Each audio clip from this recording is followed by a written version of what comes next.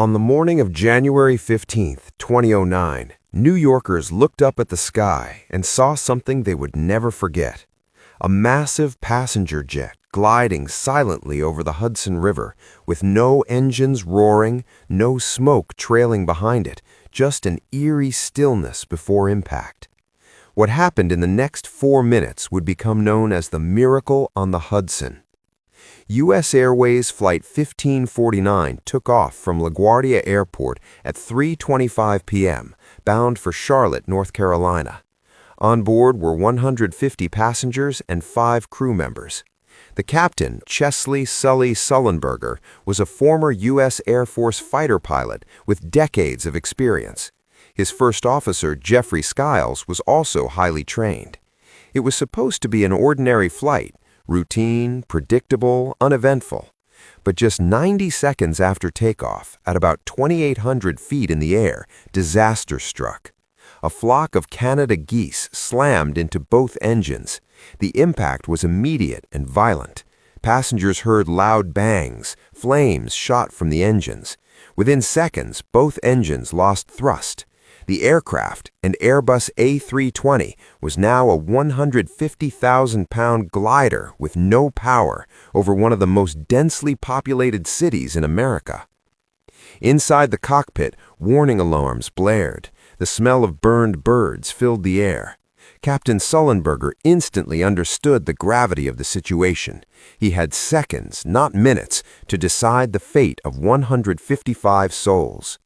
Air traffic control offered a return to LaGuardia.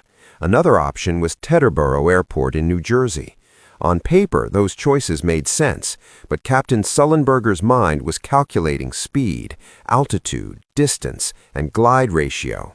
He knew something the numbers didn't fully show.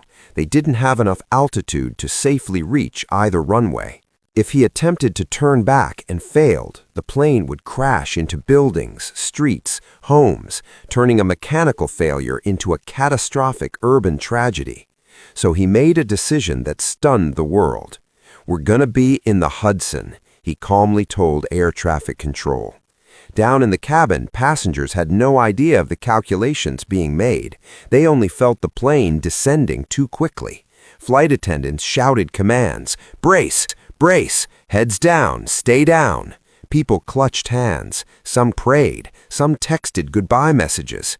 At 3:31 p.m., just 6 minutes after takeoff, Captain Sullenberger executed a near-perfect water landing on the Hudson River. The tail struck first, then the fuselage skimmed across the icy January water. The impact was violent but controlled. The plane remained intact. Silence followed. Then movement, evacuation.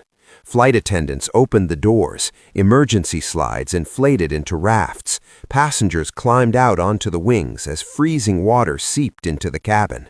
The air temperature was 20 degrees Fahrenheit. The water was just 36 degrees. Hypothermia could set in within minutes. What happened next was another miracle. New York City responded instantly. Ferries that normally carried commuters across the river turned into rescue vessels. Tugboats, Coast Guard units, police boats, they all rushed toward the floating aircraft. Within minutes, dozens of civilian boat captains were pulling shivering passengers from the wings. Not a single life was lost. All 155 people survived. In a city that had endured the trauma of 9/11 just 8 years earlier, this event felt different. It was a story not of destruction, but of precision, professionalism, and collective action.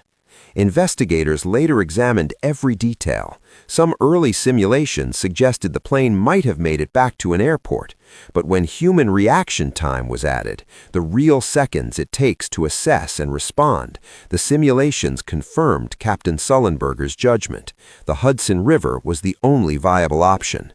Captain Sullenberger became a national hero, but he consistently redirected praise to his crew, the passengers, the air traffic controllers, and the first responders. He emphasized that it wasn't a miracle, it was preparation meeting crisis. His entire career had prepared him for those 208 seconds. The Miracle on the Hudson became more than an aviation story. It became a lesson in leadership under pressure. It showed how calm thinking can overcome chaos. It proved how training matters.